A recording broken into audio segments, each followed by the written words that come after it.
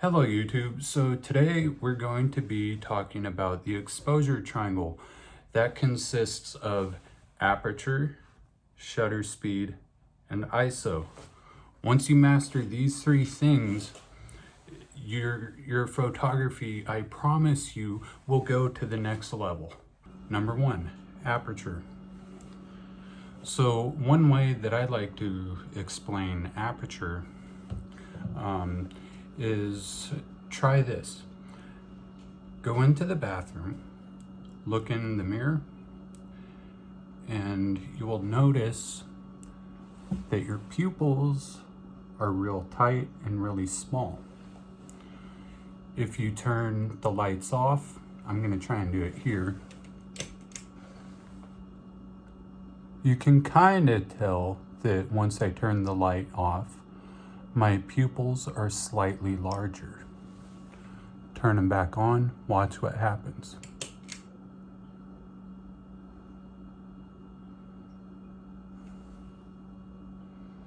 Not much of a difference because there's still ambient light in the rest of the room. So let me explain it a little bit further. Okay, so now you may be wondering what those spiral lines are, and that is what I like to call the iris of the lens. So this is aperture 22. I'm going to open up the aperture slowly.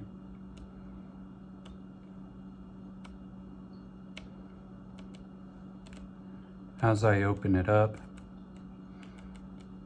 you can see what I'd like to call the iris getting larger. By the way, that lens is a 50 millimeter f1.8. f1.8 is the largest aperture that lens has. Another thing about aperture, if you're shooting portraits, aperture can really, if used right, aperture can really complement portraiture. You may have heard the term bokeh. Some camera phones have a bokeh setting or a portrait setting, and one way that you can use aperture to your advantage is you can get close up to your subject, and the bokeh behind your subject will increase and get more blurry if there are objects further behind your subject. So if you're standing in front of your subject and you're about to take a picture and the background is directly close behind your subject, you're not going to have quite as much bokeh. So if you want a bokeh effect, but you're in a really cramped, tight room, you want to open up your aperture wide open. So with a smaller aperture, the number, also known as the f-stop, is a bigger number. So think of it this way: big number, small aperture, darker photo. Smaller number, bigger aperture, more blurry background. Number two is shutter speed. One way that I like to explain shutter speed is if you have an oscillating fan, a ceiling fan, turn the fan on and look at it, and then blink your eyes a bunch of times, and then shut it, shut your eyes, open your eyes, and keep doing that. And then after a brief moment, when you shut your eyes, the very second before you shut your eyes, not even a second before you shut your eyes, a millisecond before you shut your eyes, there will be an image. Your eyes are closed. There will be a brief, faint, faded memory of the last thing you saw before you shut your eyes. Go ahead and try that. And you will notice that even though that fan is spinning and moving around really fast, you shut your eyes, you'll have a brief image of the fan not moving. If it's moving super, super fast, right before you shut your eyes, it will not be moving as fast, or at least that's how it will appear. Another way to have a better understanding of shutter speed, let's say you're driving. You come up to a red light, opposite directions, their lights turn green. Look at the rims on the car. The rims are, the wheels are spinning. You can't see the rims. Shut your eyes. Just before you shut your eyes, you'll get a freezing and almost completely frozen image ingrained into your mind. I promise you this. And you will see the effects of a fast shutter speed. Look at this picture. This picture here, I used a very fast shutter speed, and the model flipped her head back. So this picture, I used a very fast shutter speed, and even though she's flipping her head back, her hair is frozen because of a fast shutter speed. With very slow shutter speeds, you want to use a tripod. That way, with this image here, you see the image, it's very crisp, sharp, and clear. But you can see the lights on the highway. The lights are blurry. How does that happen? I use a very slow shutter speed with the tripod. This is very common for night photography. Slow shutter speeds, use a tripod. With fast shutter speeds, there's less need for a tripod. Keyword, less need. Use your own judgment. With time, you will develop a better understanding of when to use a tripod and when not to use a tripod. For this next example, unfortunately, I do not have a photo that is my own to explain this example, but you can Google it or look it up on YouTube and you will find an example of it. An example of a slow shutter speed without a tripod. Let's say you're at a racetrack and there's a car that you like. Let's say it's your family member's car, or you really like the race car driver, or you're at a BMX track, or there's a car or vehicle or something moving fast. You want a slow shutter speed. Why do you want a slow shutter speed when something's moving fast? That fast object would be blurry, right? Not if you pan the subject. So with a slow shutter speed, you're at a racetrack. The way that these photos of race cars turn out so clear, but the background is blurry, is because physically the background's not moving, but the car is. So what I'm trying to say here, there's a fast moving car. The background's obviously not moving, but according to the camera, the background's moving. So you pan the car as it comes around that turn. That car will come out sharp and the background's blurry. Perfect way to show speed and motion at a racetrack or BMX track or something similar.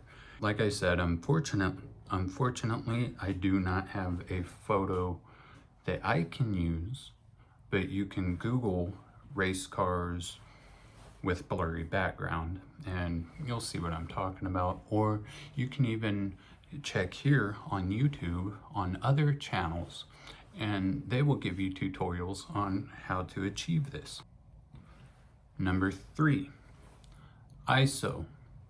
Now, I do not exactly understand, and a lot of people don't understand what ISO stands for. It stands for International Standards Organization. I like to use the lowest ISO possible. Very rarely do I go above 1 or 200 ISO. And the reason for that is the lower the ISO, the less grain and or noise you will get in a photo. My personal opinion, high ISOs degrade image quality, so I only raise the ISO if it is absolutely necessary. Now, with higher quality cameras, let's compare the Canon 50D, which was my first professional camera, to the Canon 80D, which is the camera that I use now for portraits. The Canon 50D at ISO 400 is comparable to the image quality of ISO 800 on the Canon 80D. So with my experience, I believe that the ISO quality on the Canon 80D is roughly twice as good as the ISO quality on a Canon 50D. With the Canon 50D, it is not uncommon for me to get somewhat annoyed with having to bump the ISO past 800. Any camera that I've had experience with, the higher the ISO goes, the more noise you will get in a photo. On the Canon 50D, there is also an H1 setting and an H2 setting.